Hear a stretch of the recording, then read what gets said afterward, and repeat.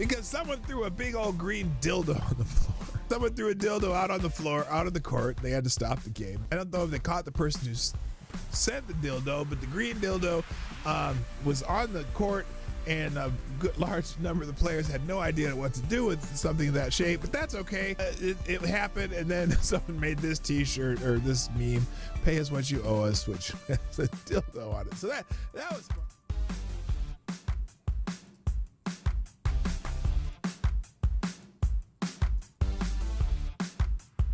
Hey, you know what the really good interrupt violence through community-based bystander training? Yeah, if the bystanders beat the fuck out of someone who's attacking somebody else, that would be great bystander training.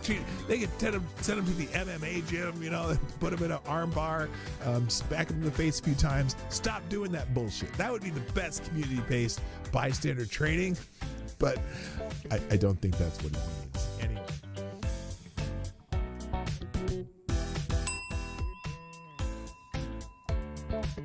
And then the other one, they'll go back all the way to Dylan Roof. Dylan Roof's the other one, which, does anyone, okay, let me ask you something. A lot of you are right-leaning on the right. Is there anybody in this, that you, anyone you know of, is there anyone that you know of on the right who supports or supported Dylan Roof? Because I know everyone I can think of who's like, Dylan Roof, fuck that guy. He went out and murdered people in a church. Fuck that guy. But the left is like, oh, he was a right-wing extremist. Nah, he's a fucking asshole. Fuck that guy. Yeah, fuck Dylan Roof. Nobody gives a shit about Dylan Roof. Nobody claims him. Nobody wants him. He's an asshole. Okay? He's a little punk bitch asshole who killed a bunch of people in the church. Stand by. The program will begin soon.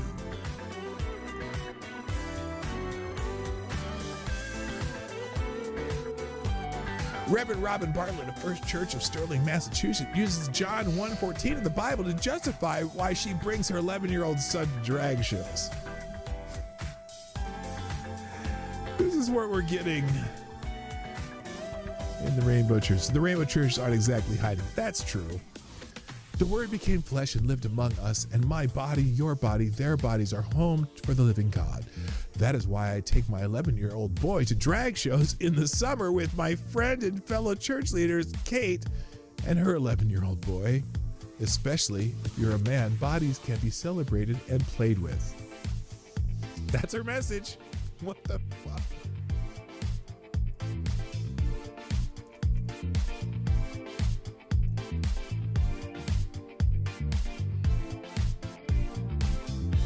California wants to let someone that is not related to your child remove her from school, him or her, enroll her in any other school in the state, authorize any medical treatment, including mental health services and drugs, without the parent's notice and knowledge or consent. Can you see where that might be a problem? This is not fear-mongering. I'm not being hyperbolic, she warned. These are unintended consequences, and it is terrifying, conscionable, or unavoidable. So that's one really bad California law that they're coming with. I can't believe, I'm just dumbfounded that they're doing that.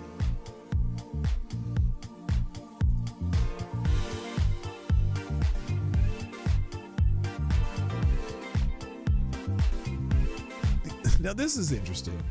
That new mayor candidate, the leading Democratic mayor candidate for New York City mayor, Mom Damme, wants cops to stop responding to attacks on Jews. And by the way, Jews in New York City are victims of the majority of hate crimes. Not a plurality, but the majority of hate crimes against people in New York are against Jewish people. And you know, especially religious hate crimes. Anyway, 345 hate crimes in New York City last year, more than all other minority groups combined, according to the New York Police Department data. Anti-Jewish crimes accounted for 54% of the 641 total hate crimes reported to police in the city in 2024. Since the beginning of the year, 60% of the 123 recorded hate crimes have targeted Jews, according to the New York Police Department. Well, Zoran Mamdani, the radical Islamist and leftist terrorist supporter, has proposed that New York Police Department not respond to hate crimes, instead that they be handled by social workers. This shifts resources away from responding to attacks on Jews and moves away from having law enforcement deal with those attacks, and instead has its political leftist allies deal with them by burying them, right?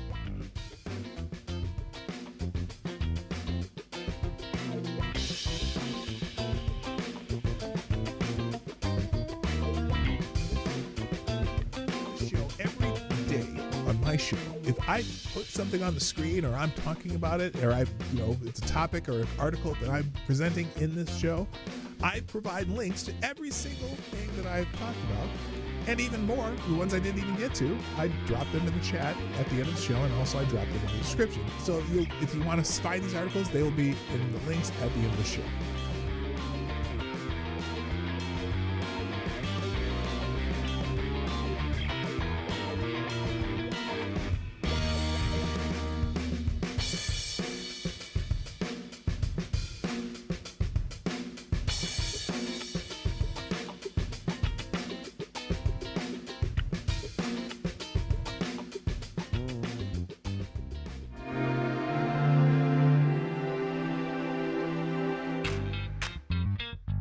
Ladies and gentlemen, coming to you live from the Lucky Dog studio in a hidden location somewhere in the upper Midwest of the United States of America, it's a brother making his own way but with all the wrong opinions.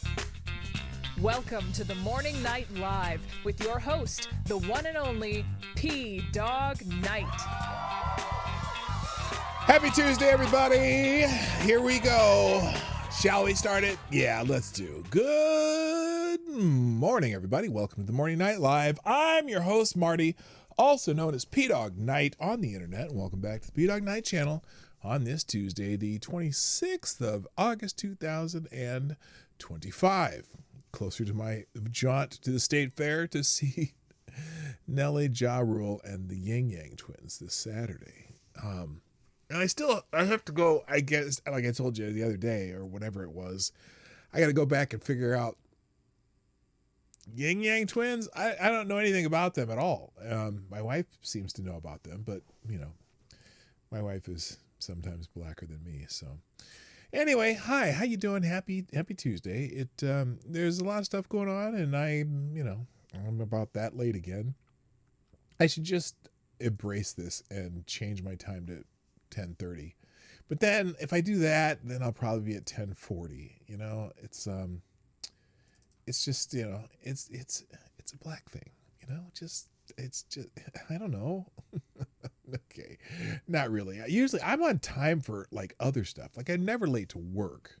I mean, not that this isn't work, but I just I don't know what it is. It's obviously my schedule changed and I didn't really adjust to it very well. There, let's lighten that up. Ooh, not that much. Hang on. Just changing the for some reason this thing will not stay on a setting that I want it to stay on, and it's pissing me off. Oh, I know. Let's try the white balance. Maybe that'll do it. Does that do it? Oh no, that just makes me turn orange. Okay, whatever. It's gonna be like this again. So let's just say hi. Let's get it started. Say hi to everybody and get the show going because, like I said. First in chat, and with a lot of time on his hands in between him and the next person, is Mr. Avocados Diablo, who gets the bell. I said Mr. Avocados Diablo, who gets the bell. Ah, now you're all awake. Where the hell y'all been? Damn. Also, good morning to Somnambul Nation, who obviously tweeted out the show before I did. Louie is in the house. What up? Mike Savage, Blarg, JB. Also, Resolute Germ, what's up? Good morning. Up. And also, Pope Tyrannius III the blessed Lich with the blessing of the day, saying, "Blessed be upon the children of the sacrosanct dead." He closes the door not only to keep you safe, but to test your resolve, trust his wisdom, and yourself to know the difference. So there you go. Happy. I feel blessed now. Also, good morning, Cashapp. What up, Kirsten? Number one is here. Good morning, Plague Trucker Zach. Also, Reaction Puerto Rico, getting here early. Green Badger Outdoors. Hello, Miss Wild Wolf's here. And Johnny the Boomer Tech doing that thing. My other favorite Canadian, Unacceptable Views. Nice to have you all here. 13 people, 7 likes. That's not a terrible ratio. Where the hell is everybody? What the hell's going on? Is there something going on today? Oh, Monkey's still streaming, isn't he? Is he still, or is he done? Somebody coming over there. Well, how long's he been on? Let me go check. I'll mute his ass. Let me. There he goes. Ranting Monkey. Maybe we'll just stream snipe for a minute. What the hell are they talking about? Let's find out. Let's stream snipe Ranting Monkey for a minute. Why is he? Oh, here we go. And why is he still got that Jaguar logo up there? That's weird. Understand how black people don't see how they're used by Democrats. I really don't. Wait, what? I see it with the disabled community, Jack. They love me if I'm on their side on something. Otherwise, it's fuck you, you cripple. Why is this Jaguar logo? You're a useful prop when needed, Monkey. Yeah. If I was on their side for ramps, they'd be like, look at this poor cripple guy. Because I'm like, fuck, if you can't I walk said, up why the is this ramp, you can't Jaguar go in. logo They're like, up, or is it just me? Can't believe you'd say that. Is He's it been brainwashed by the maggots. just me? I see it. LOL. He says spells Democrats with KKK. All right. Like that. So ain't really. oh, good morning, hiding Rick it. They're Ashburger. not- By the that's way, also funniest part is just they're arrived. not hiding it. That at is all. his I am still connected image. Little black children are too dumb to know Hello, what a Penna computer Bishop. is. In China sends their youth here 2024, for that bitch education. said that. How to destroy Maybe it's George 2023. Washington University is at the Either way, forefront it's of this still effort. pretty stunning. So that yeah, anyone would- I'll stop watching Monkey. Let's we don't need to watch him. He'll someone go tell him to send a raid over when he's done though. How long have they been streaming? They've been up 2 hours. They're probably almost done. Someone get a whatchamacallit here. So Penna Bishop, by the way, good morning and welcome. All right, now. We said hi to everybody. Let's see who helped us out here, sharing a stream real quick, and then we'll get into a couple things. We're definitely going to talk about the 600,000. The 600,000. We'll get into that in a minute. And that's a good point, though, you made there. Thank you again to, there's a couple new ones, too. Here we go. Somnambule Nation, of course, tweeted out the show. Greatly appreciated it. I've already retweeted that. And then did this. What is this from? What is that movie? I don't know this one, but let's go. Fa la la la la. I can't remember the name of that movie. And then this one, the only thing I thought of when I saw this JB with a let's go. By the way, if you haven't, I didn't pin it today, but if you haven't shared the stream here, I'm going to give you about a minute to do that. There, it's pinned at the top. You can click that link, reply either let's go with a GIF or just do your own thing. I don't care. Just share the stream. But when I first saw this, JB, you know what came to mind immediately? Fire. Doom, doom, doom. Oh, now fire. Doom, doom, doom. Oh, no, fire. I was thinking of Ohio Players, man. That just immediately, I'm like, in my head, I'm listening to Ohio Players in my head. So, also, Mike Savage with the Daily Let Us Go. K-Show retweeting this show. Great, thank you. Also, Reaction Puerto Rico sharing the stream. Oh, you are quick, man. This is amazing. So every day I put my own little GIF with a let's go. And today it was Mickey Rooney. And Reaction Puerto Rico, like on the spot, finds a Mickey Rooney GIF. That's awesome. Also, thank you, Green Badger Outdoors, a little airplane saying, hey, let's head off to the show. And then other people share the show. Ty Alexander, Ms. Wild Wolf, Green Badger Outdoors, Reaction Puerto Rico, and JB and Somnambule Nation. And then the little let's go GIF with the little kid. I love this little kid. Let's go. I like that dude, okay? Little dude deserves a repost. And the daily Ric Flair Woo! From Ty Alexander. So there we go. We got it going on today. So nicely done. Thank you everyone for helping me out, sharing the stream. Appreciate it. Let's get into some news. Now, of course, first, it wouldn't be this show if I didn't tell you what the holiday is today. Today's most important holiday. By the way, did someone else show up here? I kind of scrolled too far. Anyone else new show up? Anybody? No, kind of, sort of. Oh, I said Rick Ashburger. So anyway, that don't look like Sugarfoot. What? Anyway, today's the big holiday of the day today is it's National Dog Day. And I love my dog, so I'm going to celebrate National Dog Day by enjoying the company of man's best friend, a.k.a. my dog, Clifford. You know, he's a good dog. This is not Clifford. This is someone else's dog who says, Lord, I pray that you would send me a dog that I can love and care for, a dog that is a good protector and who loves to play and hike a lot. May that dog who is in desperate need of a home be guided in my yard. Amen. Yeah, dogs are great. I love dogs. I'm a dog guy. I'm not a cat guy. I had a cat when I was a kid, but we had a dog too, and I like the dog better because the cat just kind of walks around and does their own thing, where the dog is so happy to see you. They love you, and they lick you, and they bug you, and whatever. The cat just like, yeah, you're here, so what? Unless they're back itches. Then they're all up on you. So anyway, happy National Dog Day.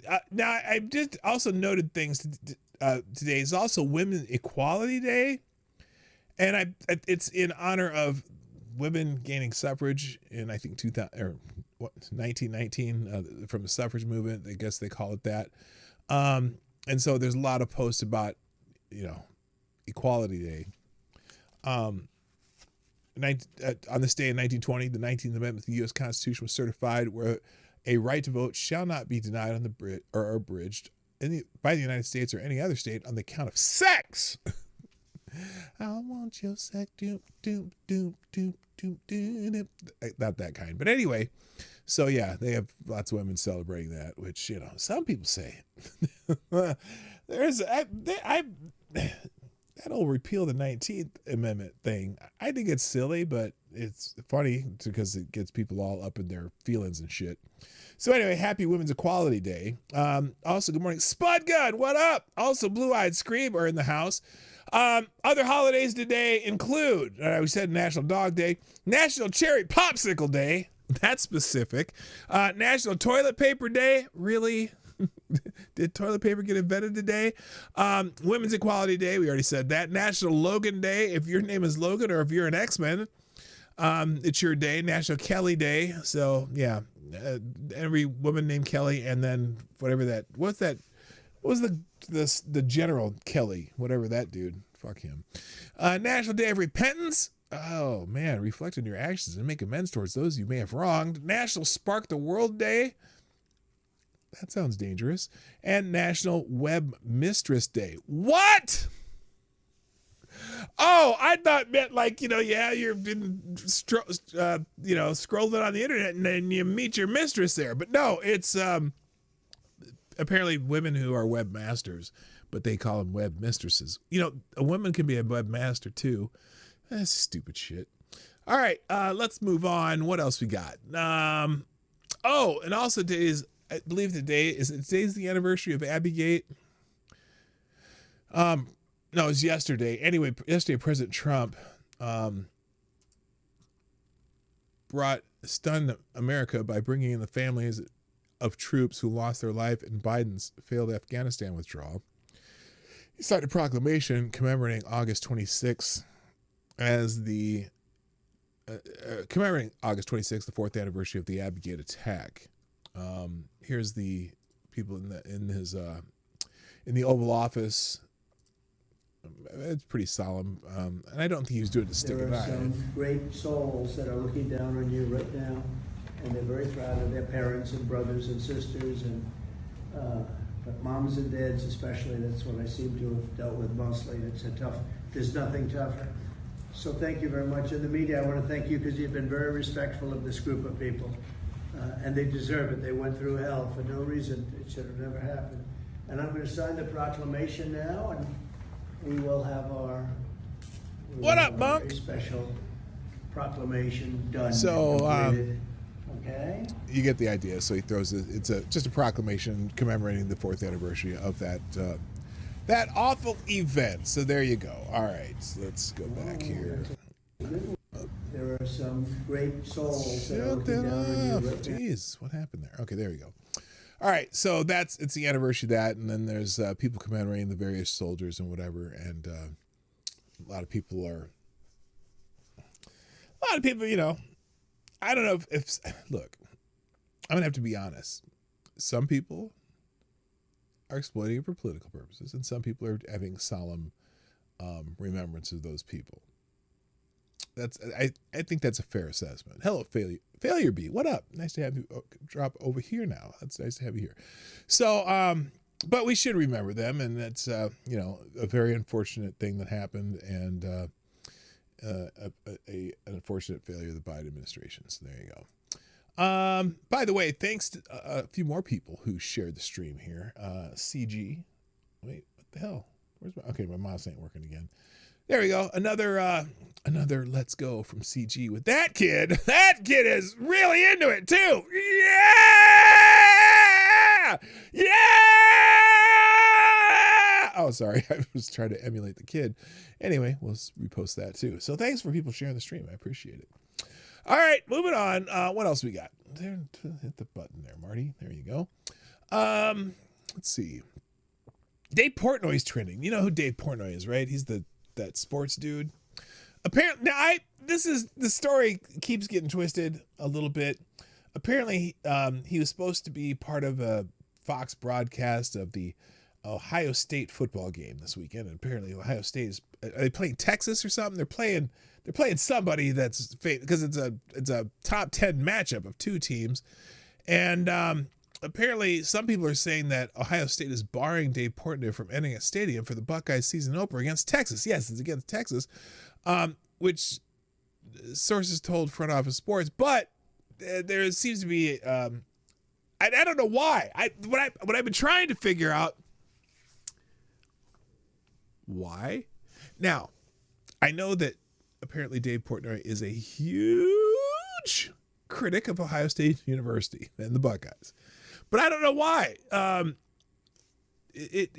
I've scrolled through this topic for a long time trying to figure out their reasoning, but well, apparently Ohio State, an official at Ohio State says that they're not really banning him, that he wasn't really scheduled to be on the desk anyway. He was going to do some stuff outside before the game. So anyway, but someone says, so it turns out the entire Big Ten and Fox didn't want Dave Portnoy in any stadium. I don't know. So anyway, who knows why that is. So I'm not sure why I brought it up, but it was trending pretty high. And I'm like, well, fuck, I better talk about it. All right. Oh, that's what happened. I had this out of order. Abbygate. What happened to Abbygate? Oh, I see what happened. All right, I have an article on the Abbygate story too. This is so weird. How did that happen? Oh, here it is. Okay, here's the story. I'll put it in the links here. Trump declares August 26th a day to remember 13 Americans lost in the Abbygate attack. I thought they were calling it Abbygate because they call everything any controversy, they end it in gate. I didn't realize the name of the place that happened was actually called Abbey Gate. Hello, Ercole. I'm sorry. I almost said Ercole Di Stefano. Erk's in the house and Select a Boy. What up? Yeah, so yeah, there's the proclamation. You can see this, and then there's the if you want to read the whole thing, you can. So it'll be in the links today. Moving on, Vanity Fair is trending. Now this is kind of the Trump derangement section of the show today. Vanity Fair was trending this morning, so I knew it had to be something political because no one gives a shit about Vanity Fair unless they do something political, and usually very Trump derangement syndrome-ish. I just made up that term. Trump derangement syndrome-ish. So apparently, Vanity Fair has a tradition of having the First Lady of the United States on the cover of their magazine. Now, they've done it with multiple First Ladies, but for some reason during the first Trump administration, they never had Melania Trump on the cover of their magazine. And apparently they had made the decision this time to actually have Melania Trump on, or they're considering it. They're only considering it. Now, again, every First Lady since at least Jackie O has been on the cover of Vanity Fair magazine, but they didn't invite Melania Trump the first time when he was 45. So apparently here it is. Vanity Fair magazine is considering putting Melania Trump on the cover. What is there to consider? Let's all cheer for let's all cheer for the most beautiful and intelligent First Lady ever, Melania Trump. Look, she's a lovely lady, and there's been plenty of, I think all the First Ladies are lovely in their own way and their own angle, right? If you get the right angle, they can all look good in some ways, and especially with airbrushing. But anyway, apparently Vanity Fair employees lash out over proposed Melania Trump cover. The quote, "I will walk out the motherfucking door if they put her on." So Vanity Fair, new boss, reportedly wants First Lady Melania Trump to grace the glossy magazine's coveted cover, leaving disgruntled woke staff threatening to walk out the motherfucking door if it goes ahead. The Fashion Mag's global editorial director, Mark Ganucci, has floated the possibility of putting Melania Trump on the cover of the Condé Nast owned publication as he tries to make his mark in his newly minted role. But the mere thought of having the former model who's probably been in, I bet she's been in Vanity Fair before.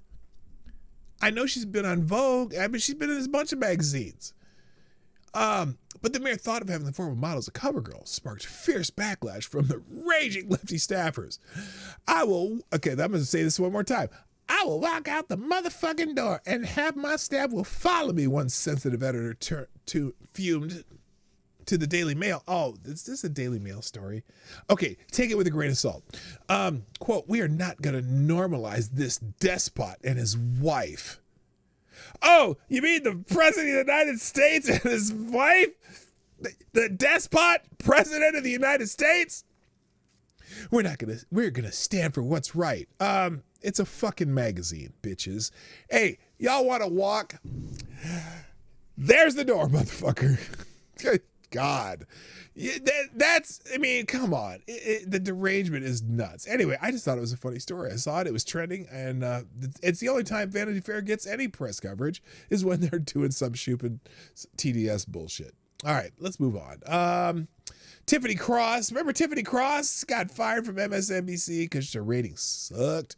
Well, apparently she's spending some time on CNN as one of these in-show analysts where they, like an Abby what's-her-face had her on.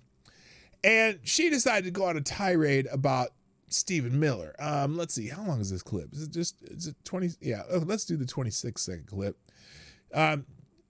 Tiffany Cross is going to tell you what she thinks of Stephen Miller, the Trump advisor that they like to think is Voldemort. Really quickly, Abby, because anytime that we play something from Stephen Miller, it would be journalistic integrity to point out that he is a white supremacist and he is the brainchild behind this policy. That's not my opinion. That's actual facts. Whoa.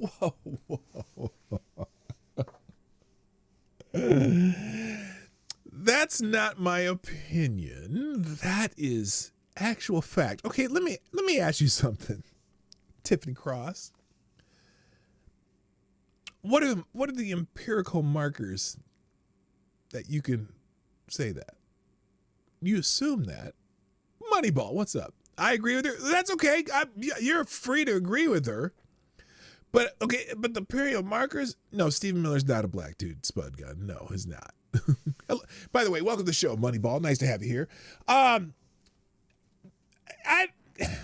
Man. And let me let her finish. Hold him on. to purport lies from the Oval Office as a white supremacist, I don't know. it should be pointed out. Aspersion. It's reporting. Washington Wall Street Journal's own reporting. I want to address what he's. Yeah, instead of addressing what he says or whatever, she's gonna attack him. Okay, that's her opinion. But here's the thing. It's an opinion. That's your opinion, young lady.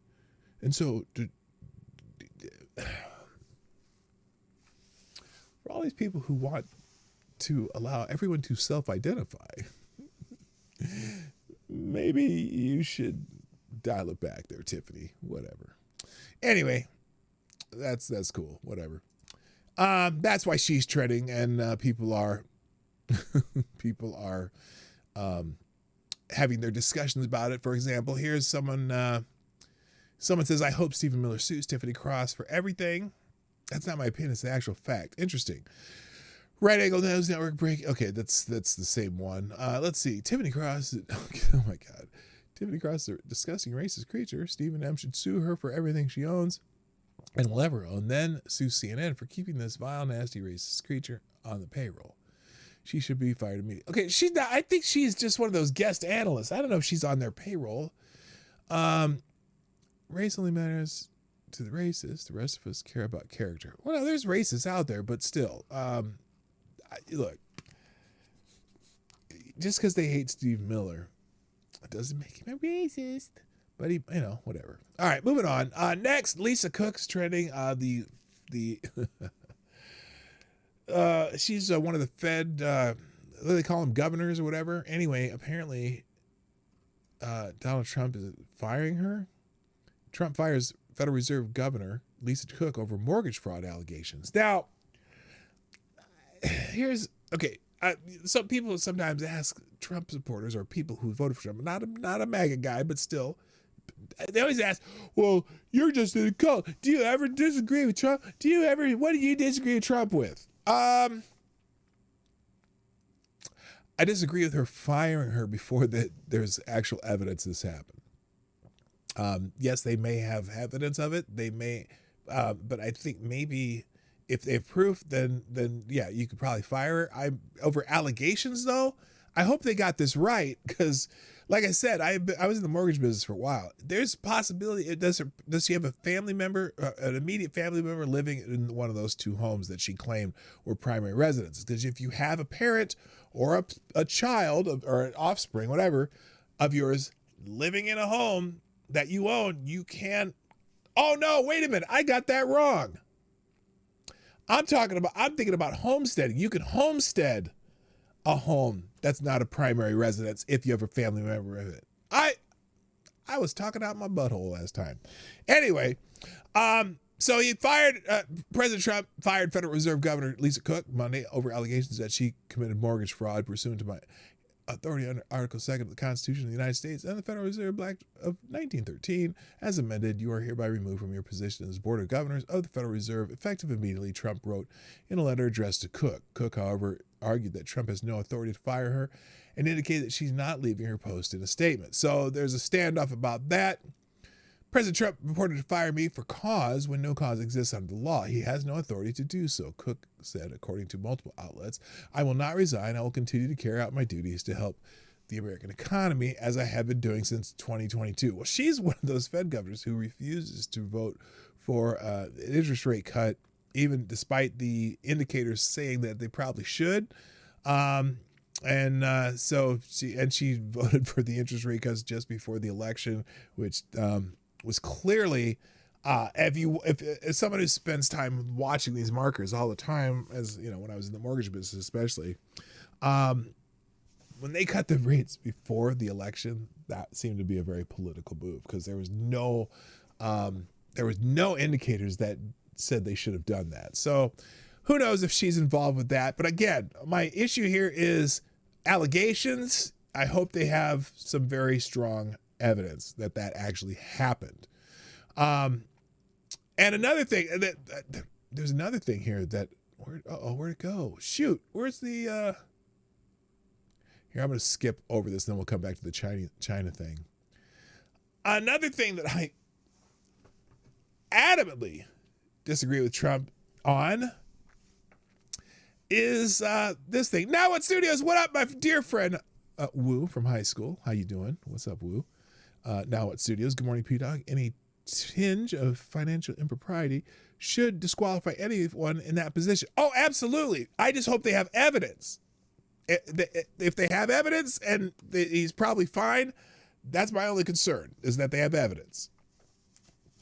Because it does. Even the smell of impropriety would be would taint that particular position.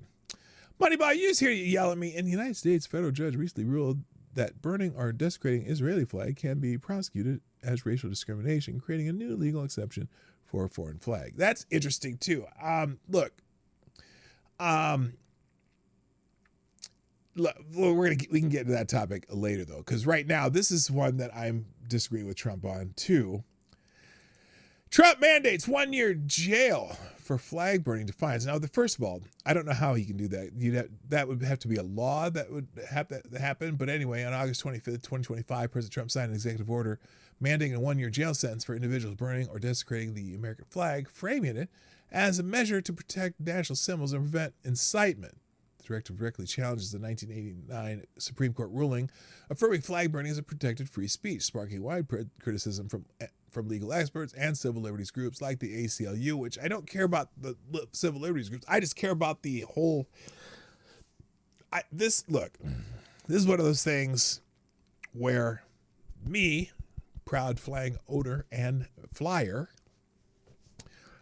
disagrees with the president and anyone who thinks that you make it illegal. If someone comes and steals the flag off my lawn and burns it, they might get some hands. Plus, I would want them prosecuted, but that's for stealing someone else's property. And almost every time I've ever seen a flag being burned, though, it is absolutely a symbol of protest. It is a symbolic gesture that should not be punishable by jail. I know it's a national symbol, and I despise seeing it, but that's one of those things that we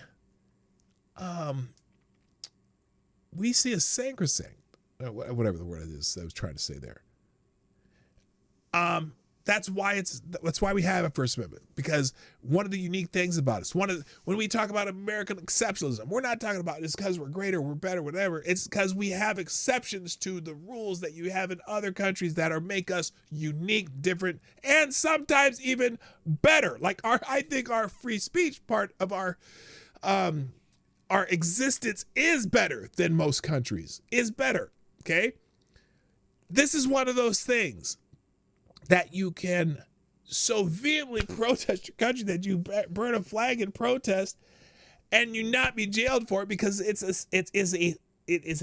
is symbolic speech. Okay? Freedom of speech, freedom of association. I despise when I see it. But I'm not going to tell you that you should be in jail because you did it. Hello, the old guy. What up? And Big Dave, 1966.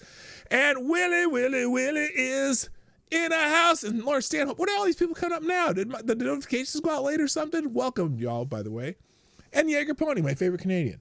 So anyway, I disagree with Trump on this. I absolutely do. Now,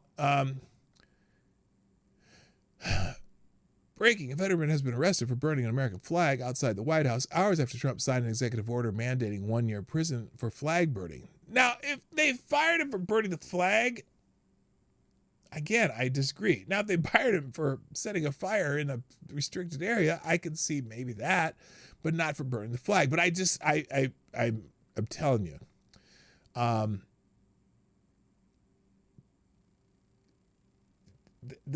here, the community down here, flag burning is protected by the First Amendment, freedom of speech, and executive order does not override that.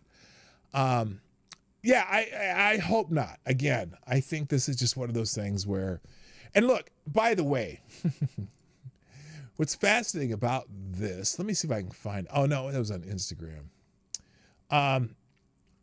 You can absolutely find Democrats doing this too. In fact, Joe Biden made a speech on the floor of the Senate back in the 90s wanting to ban flag burning.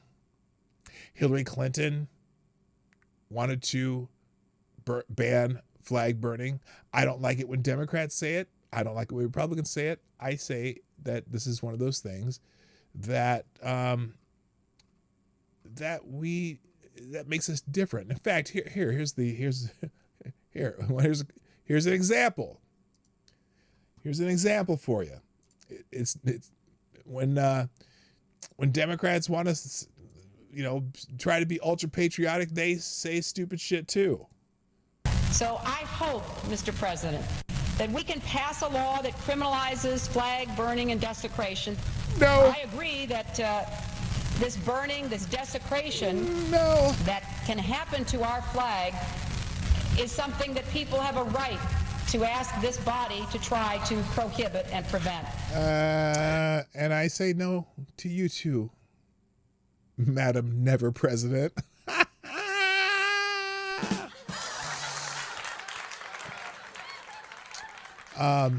There's clips of Joe Biden do the same thing too. In fact, I try to figure out where. Let's see if I scroll long enough. I'll probably find Biden saying it too. This is one of those things that's stupid. I hate the idea. Unless you now look, if you steal a flag off of the government building or whatever and you burn that, well then you should be prosecuted for stealing shit. Okay, but not for the burning part as a symbolic speech. Thank you, Tyler Alexander. First sponsor of the day. You are the new Streamlabs superstar sponsor of the day. Drop a $2.30 the tip jar. Thank you, sir. Who says, as much as I hate flag burning, making it illegal is something I don't like. Free speech means speech I don't like. This is a Trump L for me. Spot on. Spot on. Exactly. All right. There's an article about it too in Breitbart. Again, I just disagree with the whole thing, but that'll be in the links too. So there you go. All right, let's talk about this this thing with China. China. If I can find it. What the hell? Okay. So I saw the news this morning. This is another thing I'm gonna disagree with Trump with on this a little bit too. And I don't know if it's for the same reasons everybody else does, because some people say I don't like it because of, it might be, well, here, let me tell you what I'm talking about. Donald Trump has said that he's going to allow 600,000 Chinese students to study in the U.S. And when I saw this, I'm like, well, look, I know there's already a lot of Chinese students studying in the U.S. Is this a change or is this something different? Because, they've been talking about a lot of the different visa programs and whatnot. So here's the story. This is from the Daily Caller. President, and that's reported everywhere, but this is the first article I found about it.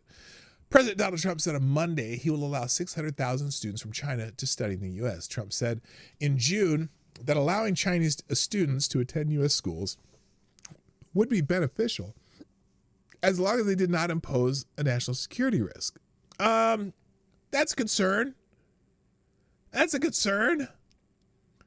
The president stated during Monday's Oval Office event that South Korean President Lee Jae-myung, with Lee Jae-myung, that he will meet with Chinese President Xi Jinping to continue the very important relationship between the U.S. and China. I quote, I hear so many well, here, let him say it himself. President Xi would like me to come to China. It's a very important relationship. As you know, we're taking a lot of money in from China because of the tariffs and different things. And it's a very important relationship. We're going to get along good with China. I hear so many stories about we're not going to allow their students. We're going to allow their students to come in. We're going to allow. It's very important. 600,000 students. It's very important. But we're going to get along with China. Now. But it's a different relationship that we have now with China. It's a much better relationship economically. So the point is that they're talking about the relationship with China. Did he just overtalk that? Did he just overtalk?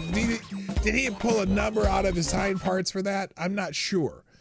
The U.S. and China has reached an agreement to allow students to attend U.S. colleges and universities, which they already do which came after the administration suspended Harvard University's ability to admit foreign nationals on June 5th. The administration cited national security concerns and allegations of anti-Semitism on college campuses in its efforts to restrict foreign students from entering the U.S. Now, as I'm watching people talk about this on the internet, wait, let me do the quick super chat here. Thank you, Spud Gun, dropping a 10 spot. It looks like a pound. Is that a pound note? 10 pound note? I don't know what that L stands for. I'm assuming that means pound note. Says for Lady Boomer's birthday funds, 600,000 students, really 600,000 spies. Yeah, that's, I mean, everybody, it's there seems to be a consensus on a lot of different quarters of it being like 600,000 spies. And Avocados Diablo dropping a 231, who now you are the new Streamlabs superstar sponsor of the day and the largest Streamlabs donor. 600,000, Avocados Diablo says 600,000 Chinese students and failing railroad infrastructure. I think I see a better solution for what to do. Oh my God! Oh my God damn it. I almost read that out loud. Well, I'm going to read it out loud, but these are his words, not mine. 600,000 Chinese students and a failing railroad infrastructure. I think I see a better solution for what to do with them than let them go to school. That's racist! Or just awful. God damn it, AD. You fucker. That was a joke, by the way. I'll just give one of these two. That was a joke for all of you who are very sensitive who might see this later. Anyway, we already have a problem with students from the CCP being spies and shit. I mean, why? Maybe he just be. All right, here's the thing. Right now, there's like 290,000 Chinese students. Which, so that's like doubling the number of Chinese students. And I thought, no, by the way, the subtitle of the show today, which is, are they going to stay? Because when they said 600,000 Chinese students, my first thought, well, are these going to be immigrants, like people who are going to benefit us? Or are they going to be, as many people are saying, Chinese spies? So some of the reactions on X, the app formerly known as Twitter, call it what it is, a trade school for trains. Oh my God. You guys are terrible. At least 600,000 Mexicans are going to work to help America. China will work to help China. That's the, yeah, see, we all seem to be on the same page here. So we're going to allow double the number of Chinese students that can go back and benefit China, I guess. And so a lot of people are questioning the America First bona fides of this. In fact, I think, I'll get to that in a second, because Secretary Lutnick was on Laura Ingraham. They were talking about this. But here's, for example, Marjorie Taylor Greene. I mean, got to find out what Marjorie Taylor Greene thinks.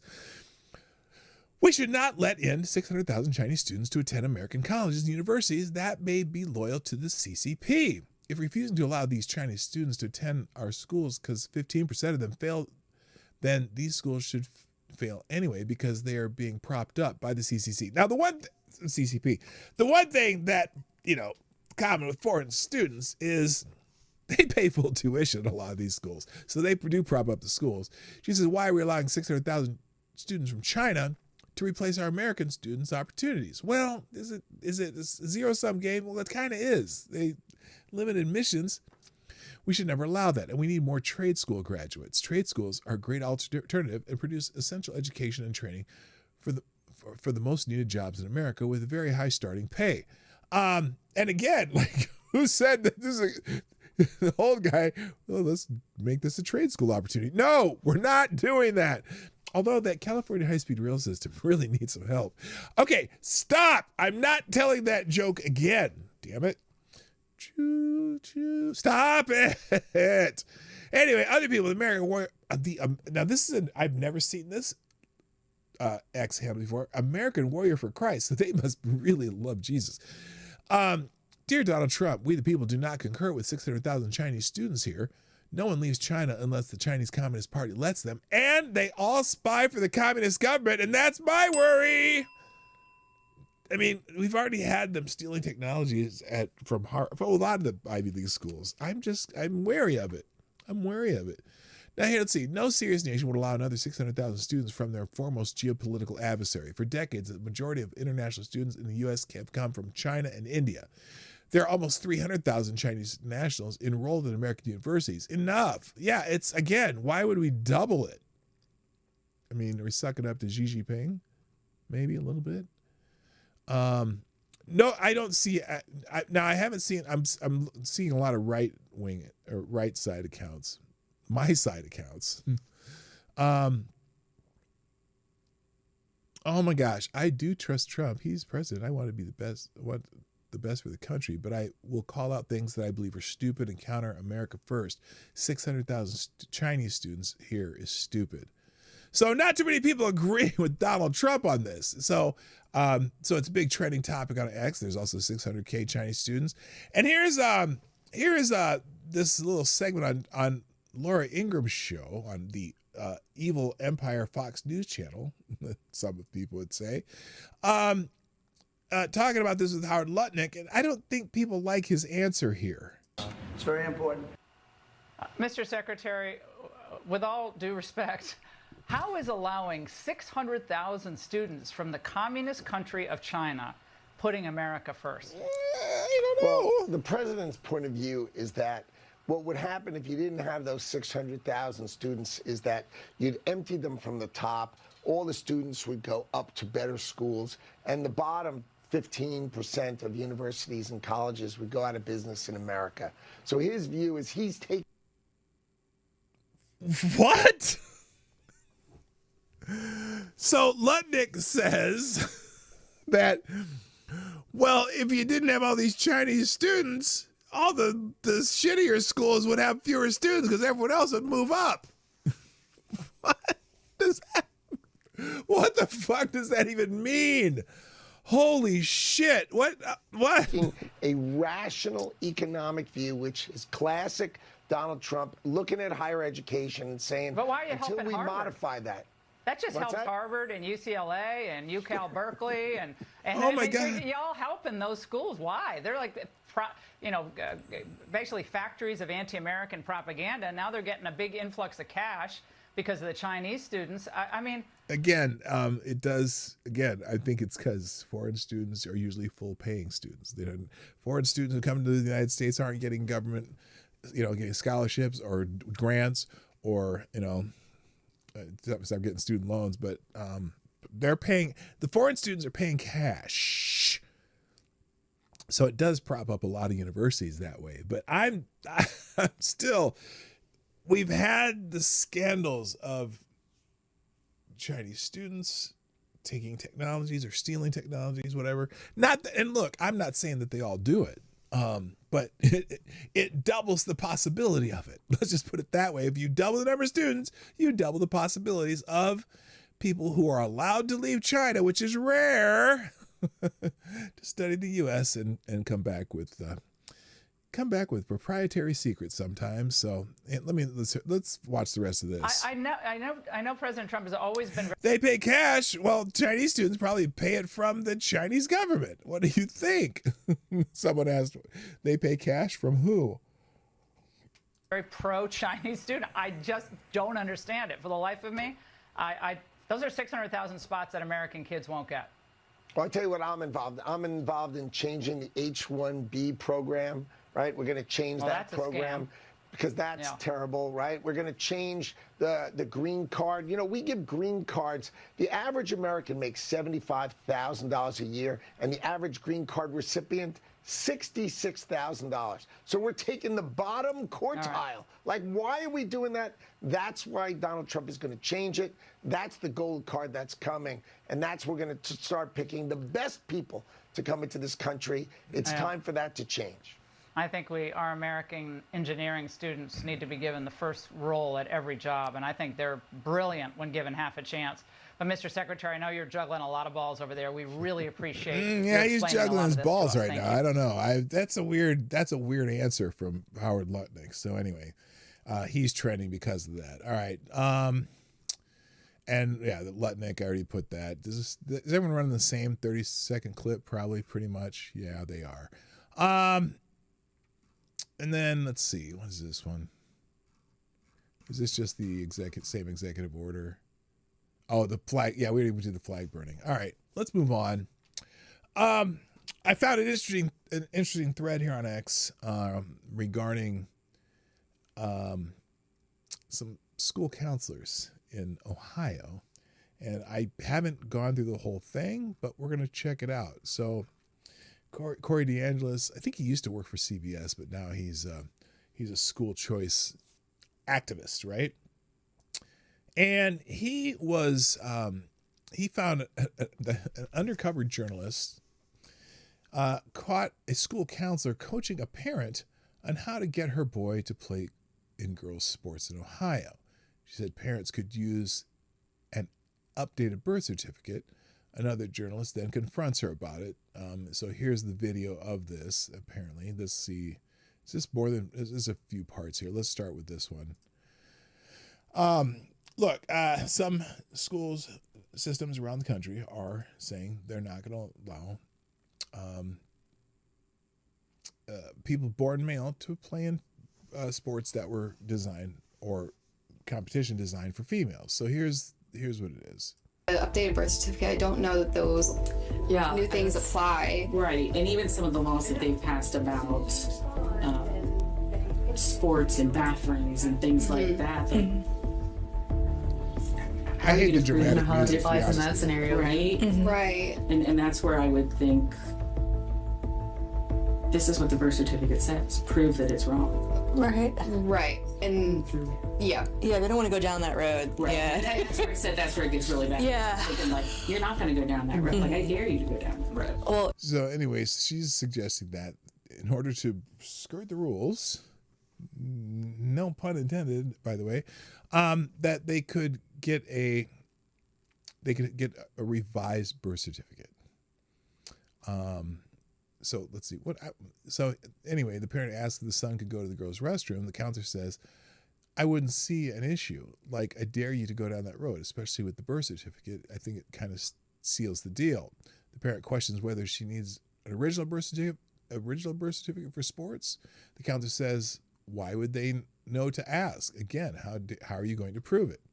Another journalist confronts the counselor, and she denies coaching the parent on how to get around the law protecting girls' sports. So here's the where they had this conversation, and then another journalist comes in and says, "Hey, guess what?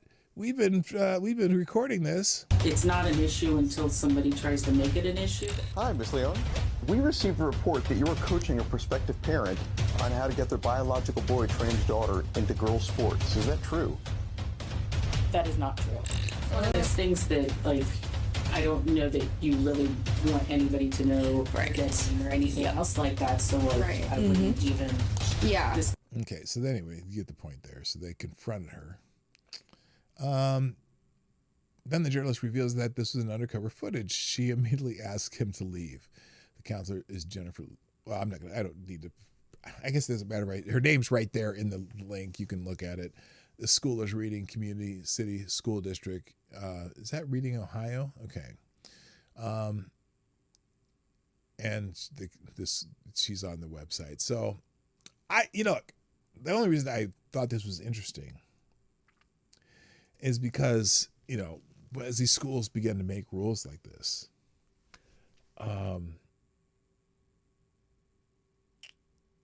there's going to be a fine way to cheat the rules anyway. What do you do in that situation if you're a school administration official? Someone knows that, we know that this kid was a boy 2 years ago, and we can't, we can't necessarily, this is the law here. We can't have this boy play in girls' sports. And then they're just going to get a fake, reissued birth certificate and cheat the system anyway. So I don't know. It's one of those things where how do they remedy that? Changing a birth certificate like that in Ohio can be considered fraud. I'm not sure how the laws work in Ohio. And Jamaicans are the Irish of the Caribbean. What? People cheat rules? Not, heaven forbid. So anyway, they're hell-bent on making this happen, and it's kind of wild. All right, now let's get an update on we were talking about Kilmar Abrego Garcia yesterday, and there's an update in the news as of yesterday. He is back in custody. ICE arrests Kilmar Abrego Garcia again, but a judge again has blocked his deportation, even though there's already a deportation order. Now there's already first the original article. Last week, the news that judge ordered authorities to release Kilmar Abrego Garcia, the MS-13 gang member who became the left's cause celeb, because the media treated him like some random Maryland man whom the feds treated wrongly rather than a dangerous illegal criminal alien. On Friday, it was reported U.S. District Judge Waverly Crenshaw, an Obama appointee, granted him release last month, though that release was delayed 30 days. According to Crenshaw, federal prosecutors at ICE had not sufficiently proven that he's dangerous enough to be detained. If that doesn't make your head spin, nothing will. Abrego's immigration history is as messy as it gets. He entered illegally, one withholding of removal under an asylum loophole, and remained in Maryland with his wife and kids while ICE allowed him to do yearly check-ins. Well, Immigration and Customs Enforcement had arrested him again. This time, it's removing him far from American soil. We talked about how they're talking about sending him to Uganda, which I think is wild, but he has a deportation order, and the judges who forced us to bring him back said you deported him to a country you can't deport him to. Well, Uganda now, right? We talked about that. So now they've arrested him. Today, ICE law enforcement arrested Kilmar Abrego Garcia and has processed him for deportation. According to Kristi Noem, President Trump's not going to allow this illegal alien who is an MS-13 gang member, human trafficker, serial domestic abuser, and child predator to terrorize American citizens any longer. The press release details some of Abrego Garcia's crimes, which reveal that he isn't some mere Maryland man. Oh, he's a Maryland man. Well, no, he's not a Maryland man. He's not from Maryland, not born in Maryland, doesn't have anything to do with Maryland other than the fact that he's in Maryland. So anyway, so they've got him in custody, right? Well, and now the update on this is federal judges are at again. Another Obama appointee has temporarily blocked the Trump administration from deporting Kilmar Abrego Garcia, according to The Hill. A federal judge on Monday doubled down that the Trump administration is absolutely forbidden from removing mistakenly deported man Kilmar Abrego Garcia from the U.S. Wait, what do you mean? Mistakenly deported? No, they meant to deport him. It wasn't a mistake. They just are disputing whether or not he should have been sent back to El Salvador.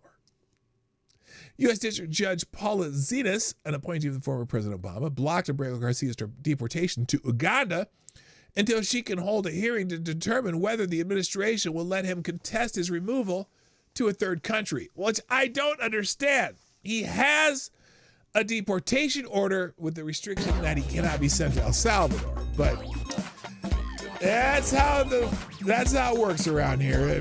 Judges apparently think they can stop everything. Thank you, Avocados Diablo. Another bullet in the tip jar. Says, for fuck's sake, deport him to Antarctica.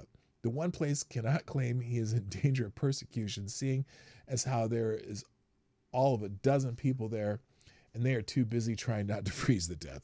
Well, that would be a solution. I wonder if, though, now this is a question. If you deport somebody, does it have to be to a country? Because Antarctica is not a country. And I'm sure there's some remote island somewhere that nobody's claimed. Could you just put them on a remote island? But then, you'd have to forage for food and shit. I don't know. But the saga of Abrego Garcia continues. I'm down to like a minute. Well, let's just see. By the way, we did. I never got to Garcia's lawyer statement the other day because it was in Spanish. But wait, what the hell here? Oh, what? Where's the rest of this article? Okay, I guess apparently I'm not reading that article. Anyway, the leftist news media were more than happy to report that Kilmar Abrego Garcia's lawyer was fighting his deportation to an African prison because it was preposterous for him to be sent to a country where he doesn't even speak the language. Oh, that's right. The funny thing about that is Uganda's official language is English. That's their official language. And then they have several tribal languages that are also spoken there. But the official government language of Uganda is English. So, which is why Garcia had to use an English translator and spoke in Spanish at a rally held outside an ICE office in Baltimore. It would have been preposterous to expect him to speak English in the United States, too, I guess. So there you go. All right. He's not lying. Well, he's not insane. He's lying. I just think it's funny because he's in a country where the very overwhelmingly most used language would be English. So there you go. All right. Let's just do a little quick lightning round and get the hell out of here. Apparently, by the way, this isn't a shocker. Soros-funded group behind last-ditch rally for accused MS-13 gang member, human smuggler Kilmar Abrego Garcia. That's a hell of a headline. The far-left organization behind a rally on Monday for illegal alien Kilmar Abrego Garcia, an accused MS-13 gang member, human trafficker, and domestic abuser, is partially funded by George and Alexis Soros's Open Society Foundation. Is anybody shocked? Are you shocked and amazed that the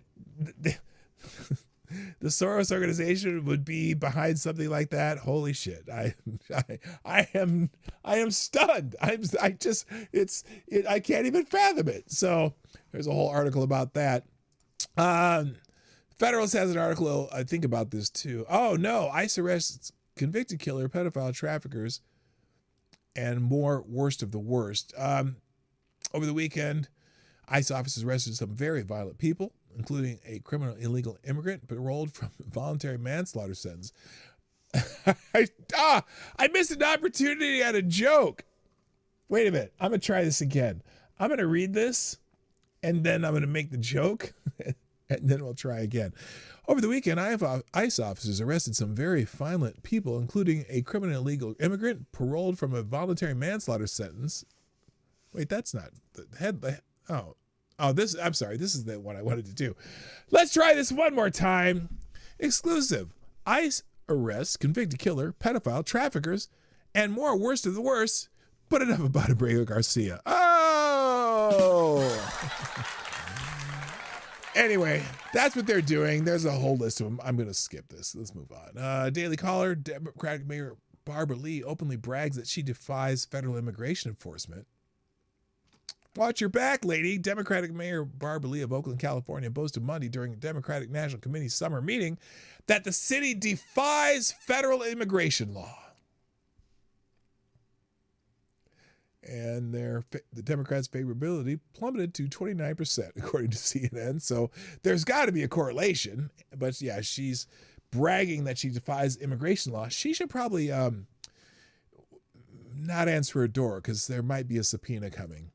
Daily Wire, and this is, I tried to archive it. It didn't work. Sorry, guys. Clemency petition for illegal immigrant trucker accused of killing 3 sparks furious backlash. I almost said blacklash. You know that the illegal immigrant from India who made a faulty U-turn and while he was in a truck, a big tractor trailer, and killed 3 people in the process. There's a big petition, and it's being signed mostly by people of Indian, as in call center, not casino, descent, to go easy on him. And they've raised, I think, almost $1 million for him, for his defense. More than 2.5 million people have signed the Change.org petition directed towards Florida Republican Governor Ron DeSantis and the Florida Board of Executive Clemency, urging them to consider that the accused has no criminal history and simply made a terrible mistake. Okay, there's some validity to that he's made a terrible mistake and may have no criminal record. I'm just wondering how he got here. did he cross the border illegally, or did he a visa overstay? Because there's a difference. A visa overstay is just a civil violation that can be remedied, and there's some ways to fix the visa, or deportation, which is not necessarily a punishment; it's just send him back home. Whereas crossing the border illegally is a criminal act. It's a misdemeanor the first time you do it, 6 months in jail, fines. And if you do it again, it's a felony, 2 years in prison and fines. And but in all cases, deportation is also a civil remedy for that. I don't know, man. Family of 3 died because of this dumbass. But is it just a bad accident? Like, let's put it this way. If this was just run-of-the-mill American citizen trucker that made the same mistake, probably wouldn't make the same mistake because they know better. Their training says don't make a U-turn on an interstate highway. But would you, if he had no criminal record, would you ask for some leniency for him? Yeah, you might. It's not like he did it with malice, but still, he needs to go to jail. That's the bottom line. Daily Wire. This one actually is our. Oh, no, fuck. Well, the Daily Wire can kiss my ass because I'm not even going to do their articles anymore.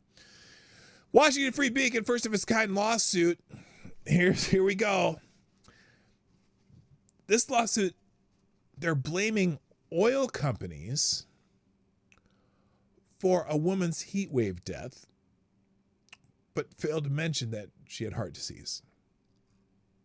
A first of its kind lawsuit accusing some of the nation's largest oil companies of causing global warming, okay, and therefore causing a Washington woman's 2021 heat wave death, left out one critical detail.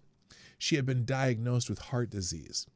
Juliana Leon's death certificate obtained by the Washington Free Beacon shows she had been diagnosed with hypertensive cardiovascular disease, a condition that stems from unmanaged high blood pressure and increased the risk of heart failure and sudden cardiac death. The medical examiner for King County, Washington, determined that the condition contributed to her death, meaning it wasn't the direct cause of death, but made her more vulnerable to it. Now, regardless of that part,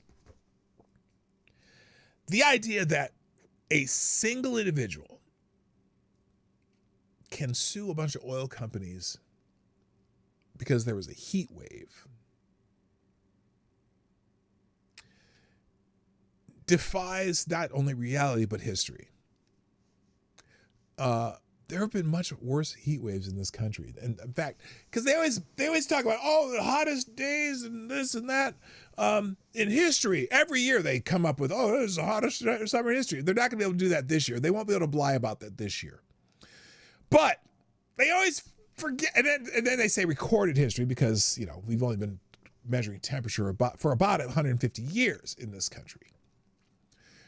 But they always forget about the 1930s.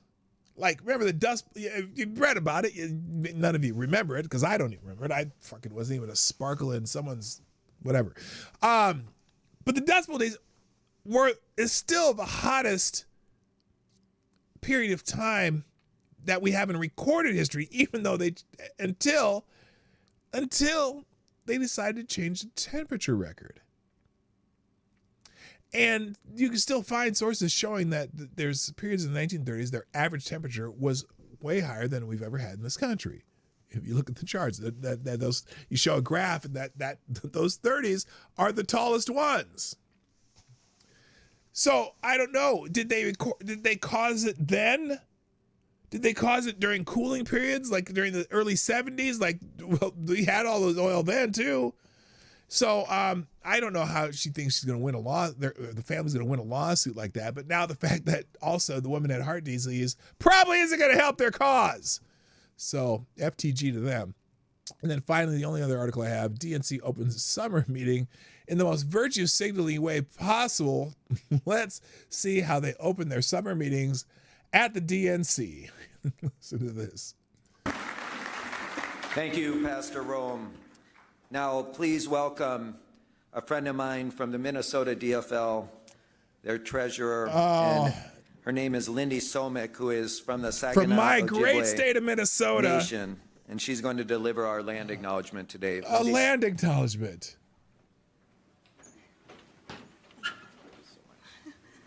Bonjour, Lindy Samek Nindigenous, Amek Dodam, Saginaw Chippewa Dojaba, Anishinaabe Kwe and Dow. Good morning, DNC members, friends, and relatives. Let's talk about the land for a second. The DNC acknowledges and honors the Dakota Oyate. I'm gonna stop for a second.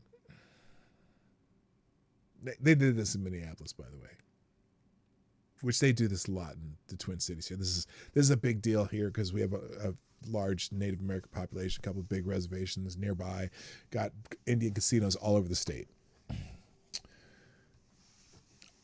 My only question is, when are they all moving? When are they all going to give their personal land back?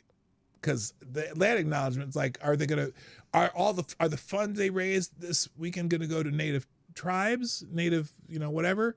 What are they doing? When they make this land acknowledgement, what are they going to do for them when this is over? Or is this just a virtue signal? The Dakota people, who are the original stewards of the lands and waters of Minneapolis. The Dakota cared for the lands. That was after they conquered other tribes, by the way. Lakes in the Wapatonka, the Great River, the Mississippi River, for thousands of years before colonization. This land was not claimed or traded. It's a part of a history of broken treaties and promises. A lot of wars happened on it, though. And in many ways, we still live in a system built to suppress Indigenous peoples' cultural and spiritual history. That's why you're addressing the DNC right now. As Democrats, I ask of every one of you to not allow land acknowledgements like these to simply be the checking of a box. Oh, is she going to tell them to give it back? What's that song? How can we dance while the earth is turning? Doom, doom, doom, doom, doom, doom, doom, doom, doom, doom, doom. How can we sleep while our beds are burning? I'm going to give it back. Give your shit back then. I'm going to keep mine, but you give your shit back. Be curious. Ask questions. But not native neighbors. How about some cash? And work in partnership with your indigenous. How about write a check, motherfuckers? Honor from the DNC legacy of this land and its people by engaging today with each other with honesty, humility, respect, and compassion. Write a check, motherfuckers. And thank you so much. From the DNC chairman. Somebody in the DNC write a check right now. A land acknowledgement. What's that do? Virtue. Y'all can fuck right off. And on that high note, I say it's time for me to go. Ladies and gentlemen, thank you for joining me at the Morning Night Live. I'm working on getting your links today of all this great stuff that happened during the show and the rest of it. And we're going to put that on a little link in the chat here, and I'll drop in the description. Here are the links. And there's lots of good stuff in the aggregator too. Highly recommend you peruse that and read some good articles and bad articles and in-between articles.